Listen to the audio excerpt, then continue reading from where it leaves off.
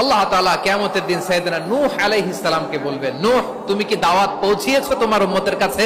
নূহ আলাইহিস সালাম বলবেন, হ্যাঁ আমি পৌঁছিয়েছি। এবার নূহের উম্মতকে আল্লাহ জিজ্ঞেস করবেন, হে নূহের উম্মতেরা, তোমাদের নবী নূহ কি দাওয়াত পৌঁছিয়েছে?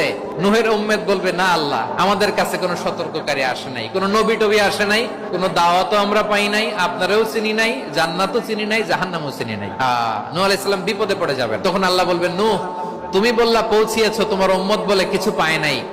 নূহ তোমার কি কোনো সাক্ষী আছে? তোমার কথা আর তোমার উম্মতের কথা তো মিলে না। তুমি বললা তুমি আমার নির্দেশনা দাওয়াত পৌঁছে দিয়েছো, কিন্তু তোমার উম্মত বলে পায় নাই। নূহ তোমার পক্ষে কোনো সাক্ষী আছে? নূহ আলাইহিস সালাম বলবেন, আছে। কে?